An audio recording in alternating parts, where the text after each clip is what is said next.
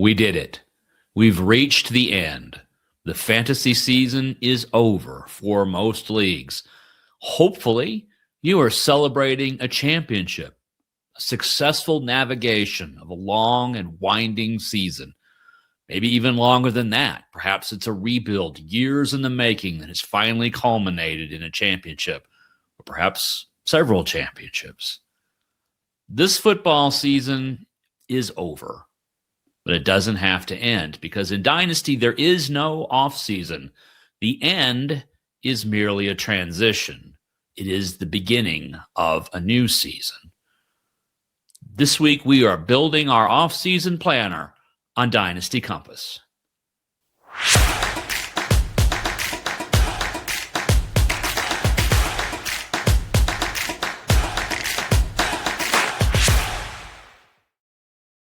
Welcome to Dynasty Compass. I am your host, Jeff Blaylock, the other Jeff B. from Football Guys. This is episode 20, our season 1 finale. I want to thank you so much for being a part of this first season, for being a part of the Dynasty Compass family. Rest assured, we will be back at the end of January with a whole new season, including our first ever guests. But today, we're going to build our plan for the next 8 months. January to August. Now, I'm going to refer to it as the offseason because there are no meaningful NFL games being played, but the NFL doesn't stop. It doesn't go to sleep for months at a time. There's always something going on, and the best dynasty managers are tuned into the league's activities. That's why I say there's no offseason in Dynasty. Indeed, there are lots of activities that go on in the league, but you as a dynasty manager don't have to pay attention to all of them. Taking an organized and thoughtful approach to the next 8 months will better prepare you for next season. So we're going to try to maximize the value for whatever time that you have to devote to your off-season program. Now, all the way back in episode 5, as this regular season was kicking off, we built a weekly plan for the fantasy season, from waivers to trades to injury reports to lineup setting, and we based this on 3 levels of effort and 3 commensurate time commitments. And those are essential, competitive, and pro. The essential level were the tasks that every dynasty manager must do at a minimum to play fantasy football. At the competitive level, this would be devoting additional time to following what's going on in the NFL and consuming fantasy content and putting that into your management of your teams. And at the pro level, these would be deeper dives into the things that only the very best dynasty managers do, and that's what makes them the very best managers. So we're going to keep that structure in place for our off-season program, but I am going to make one change. I'm going to rename Essential to Casual. And I'm doing that because the only essential task in the off-season is your rookie draft. Your team will go on, even if you otherwise ignore it and everything in the football world, until week 1 begins in September. And by casual here, I'm referring to a level of effort that feels more like being a football fan that follows a favorite team or some favorite star players. And I want you to understand that effort levels here are patterns of paying attention and habits. They're not intelligence. They're not football smarts. They're not street smarts. You do not have to be super smart or nerdishly analytical to be a successful fantasy manager. But you do need to have a plan for how to use your limited time in the best ways possible, and that's what we're going to do today. So let's look at this offseason calendar. I like to think of the NFL offseason as being divided into 2 time periods, before the NFL draft and after the NFL draft. Now, the NFL draft occurs at the end of April, almost right in the middle of the offseason. So in the period leading up to that, the pre-NFL draft period, our focus is going to be on evaluating our roster's needs and scouting the rookies in preparation for our rookie drafts. And then the post-NFL draft period, our focus shifts to the roles that players are going to play, whether it's for a new team, for new coaches, or even the same team and the same coaches. Now, we're going to find all these details available in a downloadable off-season planner that's linked in the show notes or down below if you're watching on YouTube.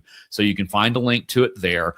You can also find it on our show's website, dynastycompass.com. And because I'm going to do that for you, I'm not going to dive into every single detail and every task and every month so that we can move through this fairly quickly. I want to hit the super high notes for you here. You can study the document when you download it.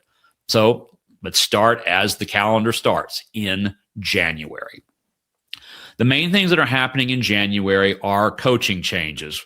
Black Monday is the first day after the last game of the regular season is over. That is when coaches tend to start getting fired. So coaching changes will start immediately when the regular season of the NFL ends. College players are also declaring for the draft. They're already doing this week. And by mid-January, all of them have to have declared, except for those who are in the national championship game. They get another 7 to 10 days. And at the end of January, you have the Shrine Game and the Senior Bowl and their related practice periods, which is the last chance for rookies to shine before the NFL Combine in front of a legion of scouts that go to attend those all-star games. So let's look at this by level of effort. In the casual level of effort, honestly, it's time to just take an emotional reset and step away for a month. The world will go by just fine without you paying attention to it. You can reconnect later. The one thing that you do need to do as a casual Dynasty player, and this goes to everybody else as well, is to recommit to whichever leagues you are in or decide to leave them so that your commissioner can fill your spot if you don't wish to play again next season or you don't want to be in the league anymore. At the competitive level of effort, we're going to be auditing our rosters.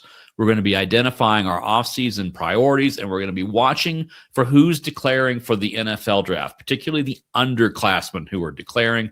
These will typically be who the first and second round picks of the NFL draft will be, and thus the first and second round rookie picks for you. That's who you'd want to pay attention to. At the pro level of efforts, you want to pay attention to the Shrine Bowl and the Senior Bowl practice reports, because the practices themselves are actually more valuable than the games themselves. And the game may produce some stellar highlights for someone, but it's that week of practices leading up to it and the reactions that NFL scouts have to those and the coaches have to those. That's very telling. So that's what you want to pay attention to at the pro level. You'll also want to be putting out market feelers to your fellow managers, talking about whether you want to trade picks or not, or do a pick swap or for players. And you also want to track potential late round risers. So these would be the third round and beyond, and translating that also into the rookie picks. So looking even deeper down the pool of talent available to the draft, and to start doing that in January. Now, in February, the big deal will be the NFL Combine. This is in Indianapolis. It's broken down by position group windows and takes almost 2 weeks to go forward. Most Dynasty managers will pay attention just to the last week of that when the offensive skill players are out there. At the casual level, really, there's no action required. Just pay attention to the headlines that are coming out of the Combine. That will get you started. At the competitive level, you want to start forming rookie tiers. That's taking the rookies that are doing very well in the Combine, that are highly touted, and starting to think of them in tiers so that as you approach your NFL draft, your rookie draft rather, you have players that are roughly equivalent value right together so that you can pick and choose among those players. You also might want to start seeking out some expert analysis of the rookie class, things like the Football Guys draft guide, things like JJ Zacharysen's guides, and others that are available from different fantasy brands. Those would be great places to look as well to start your draft preparation a little early. And at the professional level, you want to build your initial draft board. You want to be conducting your own analysis, looking at film yourself, looking at additional experts for guidance, using more advanced expert guidance such as Matt Waldman's rookie scouting portfolio. You want to be identifying prospects who are mispriced. Maybe they are running a little hot for their skill set. Maybe they are sleepers, and you want to be paying attention to those. But the thing you most want to be guarded against is overreacting to the Combine. Back when we were talking about training camp, we were talking about signals and noise. You want to be looking for signals, and you want to be ignoring the noise. When the calendar turns to March, the big deal in the NFL is going to be free agency. That is when players are going to sign for their new teams. That really kicks off in earnest in the middle of March, although that period leading up to it will be filled with all kinds of rumors. And then we'll start seeing the dominoes fall. At the casual level, you want to follow the major signings and the major free agent acquisitions that are happening. The competitive level, you want to look at all of them, and you want to look at the roles these free agents are expected to play on their new teams. And at the pro level, you want to consider the impacts of the free agent departures and arrivals on the other players on the rosters that are affected in any potential role shifts. So if a team's wide receiver 2 leaves in free agency, someone else has to become the wide receiver 2. If they don't bring in a free agent, that's either going to be a draft pick or it's going to be someone already on the roster. So be thinking about who that might be, and it's an opportunity to acquire them inexpensively before your fellow league managers realize that that's going to be the team's new wide receiver 2. So you want to buy these sort of slided players at a discount, and you want to sell free agents that are going into suboptimal situations, such as that wide receiver 2 who's going on to a team that runs the ball a lot and throws mostly to tight ends. They're not going to have as big of an impact on that team as they had on their previous one. When we get to April, we have mini camps that are beginning. These would be for the veterans only because we haven't had the draft yet. That is at the end of April and is probably the signature event of the offseason for the NFL. At the casual level, you want to be focused on draft night itself. You really should watch or at least pay close attention to round 1 and see where those landing spots are for those top rookies, and then begin to identify some of your priority draft targets based upon the NFL draft and based upon what you've garnered from your headline watching, which you picked up during the offseason. At the competitive level, you want to be honing your tiers and paying attention to what the analysts are saying about the different draft picks and how they fit with the new teams that have just gone to. So you want to watch the first round. You want to study day 2, rounds 2 and 3. And then you do want to see at least a review or write-up of what happened on day 3. And you want to be paying attention to the buzzier risers and fallers, people who slide down the draft boards, people who move up the draft boards. Those are the kind of things that will help you to identify the players that you're going to want to draft in your rookie drafts the next month or later in the summer. At the pro level, you've already got your initial draft board, so now we are refining that. We are looking at detailed analyses of the drafted players and their potential roles. We're going to exploit some landing spot overreactions, such as a player going to a really good offense, but there's no clear role for them. That would be a good time to sell them. Of course, we are talking about rookies here, so we may not have those yet on our teams. So we're paying attention to the roles so that we know whether we want to pay for a full draft price for them or not. But I'm also talking about veteran players. I used this sort of nameless wide receiver 2 example a moment ago. We can look at what the draft did to that potential role and possibly sell that player if we think that he is a little hot for if he's going for a little higher than what we think his role is going to be. And then at the pro level, we also want to be following the mini camps so that we can get our first glimpse at how the veterans are going to be used even before the NFL draft. And at this point, we are entering the post-draft portion of our calendar. So what do we know? We know the coaching staffs of each team.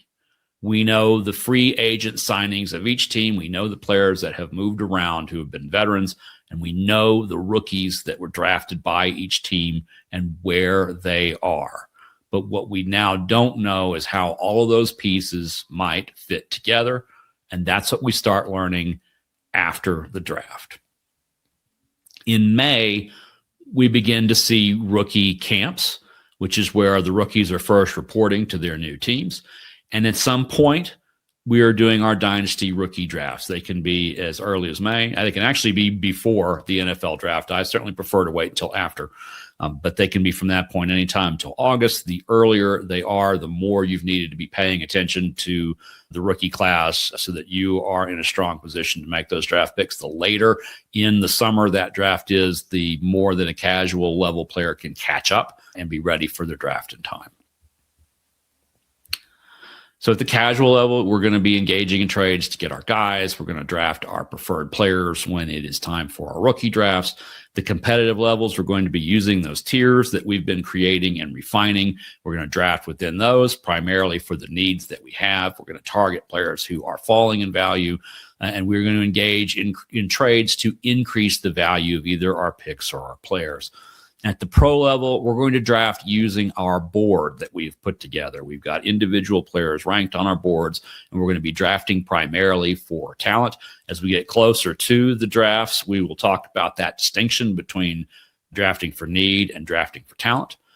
We're also going to be engaging in trades that maximize value overall. And the thing for the pros is to avoid hype traps, just being caught up in the hype over a player, over some highlights, or over the key moments of the combine and not looking at their broader scope of work. When we reach June, we finally have OTAs. Those are organized team activities. We have the mandatory minicamps.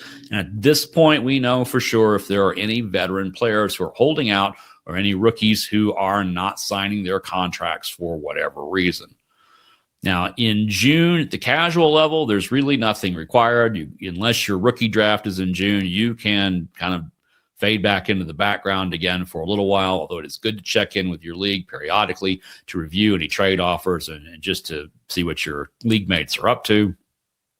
At the competitive level of efforts, you want to track major storylines. You want to monitor the holdout situations and what impact that might have, especially if a player ends up, first off, they end up not signing at all. But secondly, even if that holdout does sign, but they wait until almost the start of the season, that means they probably haven't had any practice at all, and we need to adjust our expectations of that player accordingly. And at the pro level, we're going to follow daily camp reports. We're going to track usage and alignments, and we're going to have to try to guard against confirmation bias as we see things in usage and coaches' comments and coach speak, the things that confirm what we think is going to happen. We need to make sure that we are not biased into just accepting that as confirmation and not looking at the other things that are being said or the other things going on in the field that might be contrary to what we are thinking, so we don't get caught with a pre-existing expectation of a player that cannot be met during the season. When we reach July, training camps open, and the preseason begins towards the end of the month with the Hall of Fame game. At the casual level, we are following major storylines. We're starting to reconnect with football if we have taken most of the offseason off. We're following our favorite teams. We're following the players that we drafted. The competitive level, our scope is widening. We're following most teams. We're following analysts and summaries of training camp and of what's been going on during the summer. And we begin to adjust our strategy and make trades based on what we're seeing from training camp. At the pro level, this is where we really start ramping up. We are tracking weekly practice usage. We are listening to coach speak.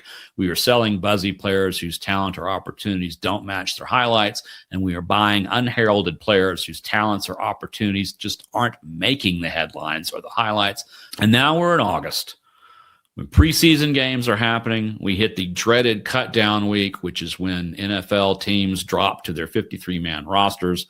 And then injuries that we're monitoring. As sadly, injuries are part of this game. They start all the way back in training camp. We can lose star rookies or veteran players for an entire season before they've even taken one snap of NFL action for the year.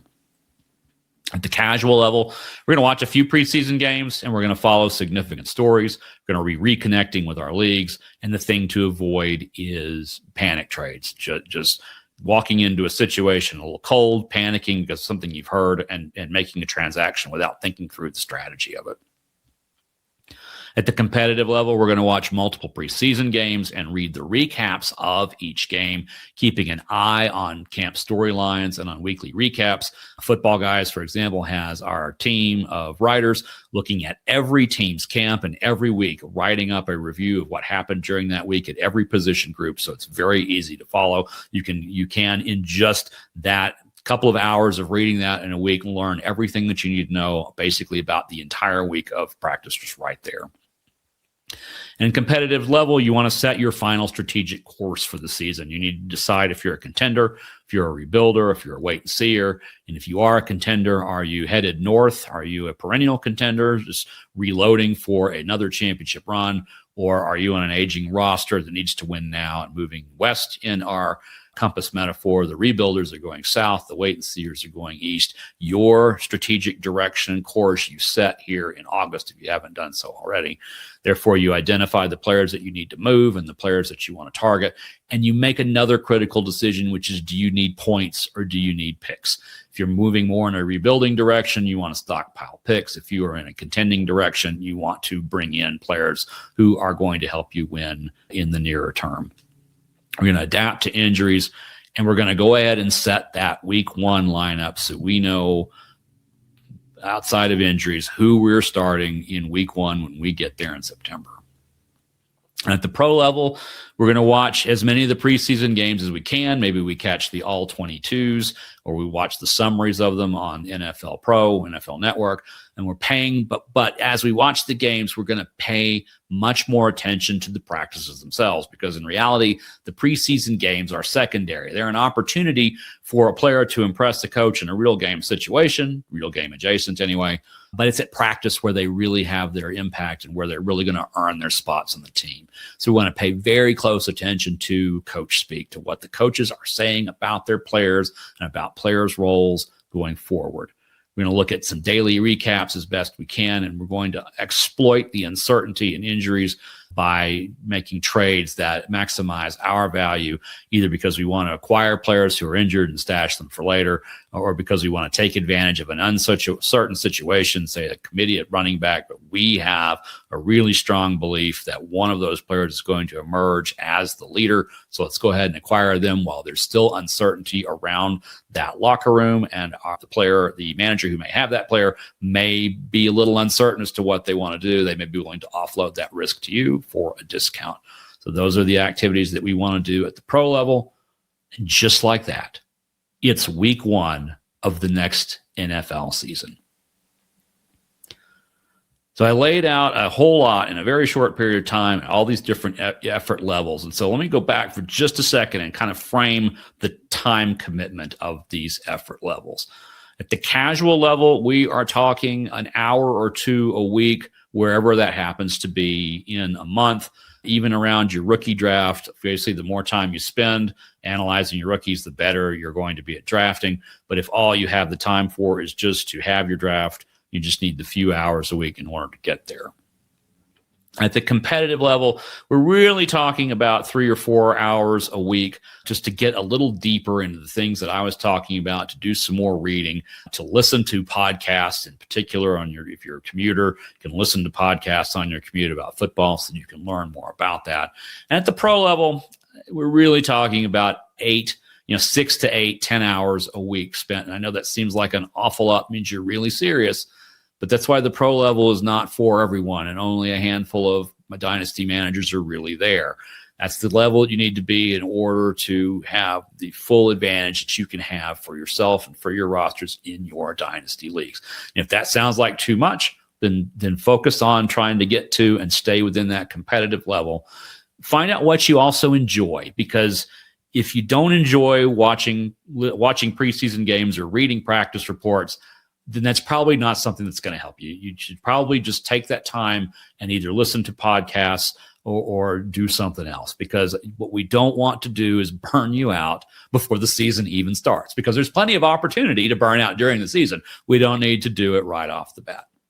So the trick for me here is that you want to remain connected to football, and the degree to which you want to do that and the time you want to spend doing that is an indicator of your expectations for success, but it does not by itself guarantee success or lack of success.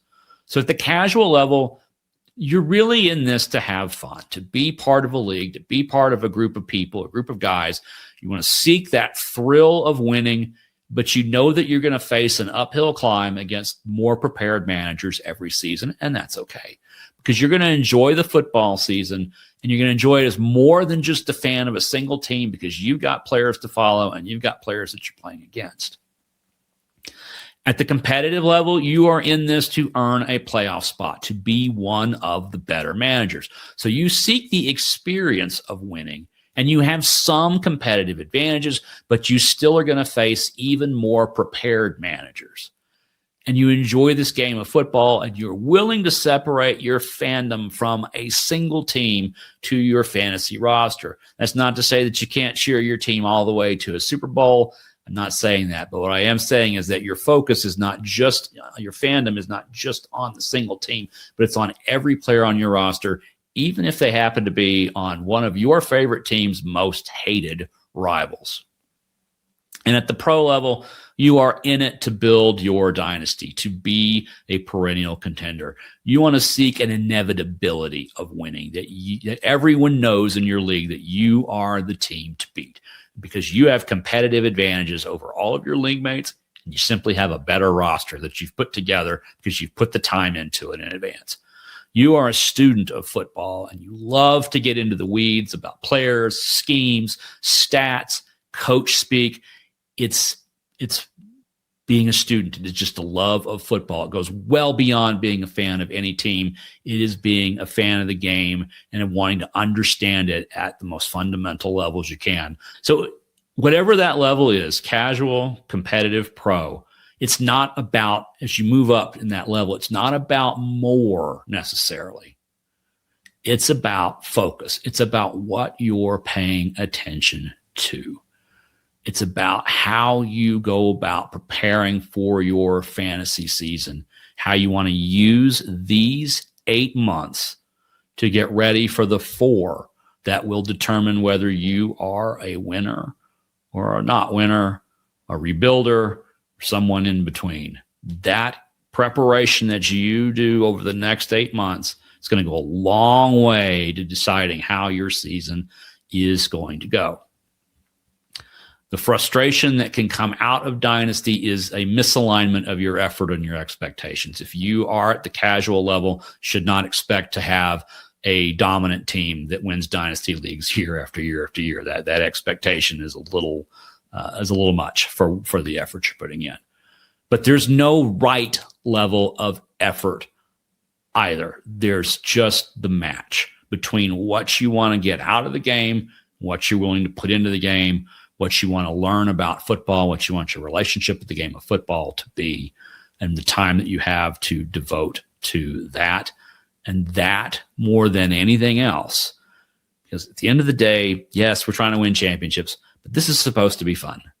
Fantasy football is supposed to be a lot of fun. And winning doesn't necessarily have to be part of the fun, but it is a lot more fun when you win. I want to thank you so much for joining me this season on this initial journey of Dynasty Compass. We've gone through 20 episodes. We have talked about a lot of the strategies and the tasks and the mindsets that are necessary to succeed during the regular season and the playoffs. We are now to the point where we will start talking about those things during the offseason. We will go into a lot of detail over many of the things that we've talked about today. But what's important really to me as the person who manages this show is I'm not going to be the only one doing it from this point forward. We're going to have specialists and expert guests who are going to help you prepare for your rookie draft and your upcoming season, offering their unique insights and expertise and analyses that will also go along with the ones that I have to offer. And I'm really excited about the season that's coming. So please please subscribe, and please stay tuned toward the end of January, right around just before the Super Bowl. Dynasty Compass will return for season 2, and I'm looking forward to sharing that with you. And I hope you like it and you're learning from it, and we will see you in about a month. So thank you so much for being a part of the Dynasty Compass family.